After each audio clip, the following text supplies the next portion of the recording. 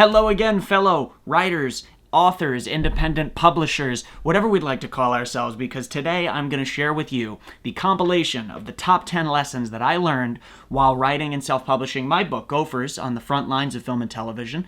Obviously a book about how film and television is made, so I'm wearing my Murphy Brown t-shirt, worked on season 11 as a key PA, and I figured, hey, you know what? Why not? Let me wear my favorite film TV crew shirt while I make this video. This is a compilation of the past 7 videos that I've made in a series where I went in depth and in detail about how I made this book happen. So, top 10 lessons learned. Here we go. Number 1 is find your why. Why is it that you'd like to tell this story, this one that's in your head that you're trying to put on paper, or maybe you already have it on paper and now you want to get it published?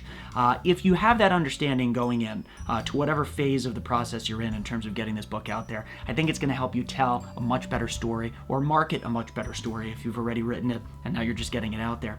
In doing so and finding out, really asking yourself, why do I want to write this story? Read other books in the same genre as what you're trying to write in. So mine was nonfiction, entertainment production, film, television. I read a lot of celebrity nonfiction, a lot of nonfiction by great filmmakers, Making Movies by Sidney Lumet, for example. And in doing that, it helped me see how those other books, what they looked like physically on the front and back cover, what they were structured like, what kind of quotes and material they had, how the inside looked.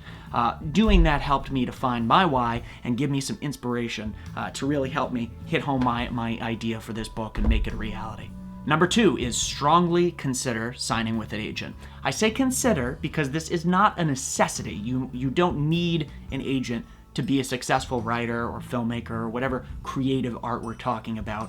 There comes a point where having an agent is extremely helpful. And I actually did have my book represented by a literary agent for a time. It was about a year in the contract that we tried getting my book to major publishing houses. That ended up not panning out the way we both had thought it might, so I ended up self-publishing. But by spending the time to look and search for literary agents who represent the kind of literature that you're writing and customizing your query letters to those individual literary agents, you're going to have a much better chance of securing a literary agent to help you bring your story to market. But to follow up on that, number 3 is don't rely on an agent. Many literary agents do terrific work, there's no doubt about it, but at the same time, just because you have a literary agent doesn't mean you're not going to have to do a great deal of the work yourself. Agents will help get your book or material into the hands of people who are much higher up in the world of literary marketing and production at these publishing houses, like Penguin Random House for one example. They'll get them into the hands of those people, but then when it comes time to actually writing the book, the author's the one who has to sit down and write it, and when it comes time to marketing it, major publishing houses only have so much time and money that they can push on marketing books. A lot of that, unless you're at the top tier, the super upper echelon of writers, think like J.K. Rowling, if you're in that tier, obviously you're in a world of your own. But really, everybody else, you have to do the work of marketing your book, regardless of whether or not you have an agent. Number 4 is to understand editing. There are many different types of book editing. I thought when I started out, you just edit your book. It's that simple, isn't it? Well, no, there's all sorts of different types. You have developmental editing, line editing, structural editing, proofreading, all these different types, and not all of them are necessary for every single book that exists. Some books really need the work to go through all the stages of editing, and others don't. So it's very important to get a feel and an understanding for what each type of editing is, and understand where your book, whether it be fiction or nonfiction, really could use the help. You can save a lot of money by not having your book go through every phase of editing, but your book might need it. And on that note is lesson number 5, hire pros where needed. You're going to want to use freelance marketplace sites like Fiverr or Reedsy if you're more... You're going to want to use those freelance marketplace sites like Fiverr or Reedsy is a fantastic one if you're in the world of actually writing. That's where I found my cover designer, for example.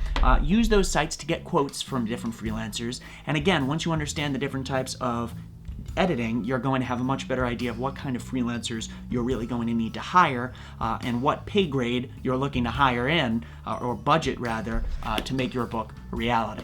Number 6, understand the difference between interior and exterior formatting. This is important because as you do the work yourself, or if you're searching for freelancers in those marketplaces to help you do the work, there's a big difference between what's on the outside cover and what's between the covers. between the covers is interior formatting. So all the actual text on the page, the headers and footers, the images, the graphics, the text boxes, this is all interior formatting. And there's people who specifically are interior book formatters. That's their whole career. They're very specialized in how a book should look. I went ahead and saved a tremendous amount of money by doing that on my own because, like I said in one of my earlier lessons, I'd done the research of seeing what other books in my genre look like and decided, you know what, I can make a very professional looking book on my own. I happen to be very skilled in Microsoft Word, so I made it happen. But exterior formatting, not so skilled in. That I worked with a cover designer for, and when I say exterior formatting, we're talking about the front cover, back cover, and the spine. Lesson 7, do not be afraid to use Microsoft Word.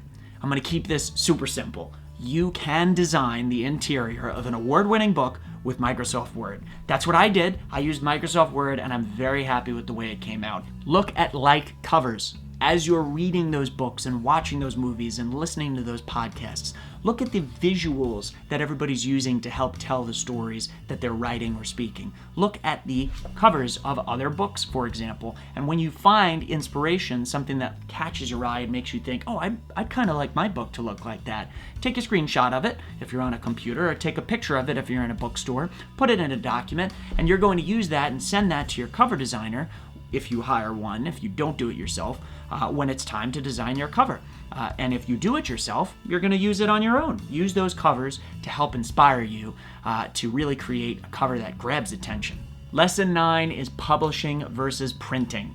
This is a very important lesson because there's a big distinction between printing and publishing. Remember that printing is a service where you can actually print copies of your book. They will ship to your home or business or whatever your address is, and then you will actually sell those books on your own. If you already have a vast audience through, say, an Instagram following, maybe you have 100,000 followers, or you have a business that people are constantly coming in and out of, a brick and mortar business, and it would be very easy for you to present your own book to these people and sell direct to them. It's going to make a heck of a lot of sense to just print the book and have it shipped to you directly. If you need some sort of platform, some sort of online store, say listing your book on Amazon, that's where you're going to want to consider the publishing services. And when you consider them, consider using more than just one. And finally, number 10, you must market. Regardless of how many people you have on your team, doesn't matter if you have an agent, doesn't matter if you have a manager, you're always going to need to be marketing your book. You always have to tell people, hey, you follow me, I have something that I did that's really cool, it exists, you should check it out, and here's why. On my YouTube channel, I made a trailer about my book that I published and shared with everyone, and I actually advertised with it on Google Ads. I wrote magazines and podcasts and newspapers to try to get articles about my book published in them. And I would say 75% of the time, I didn't hear back.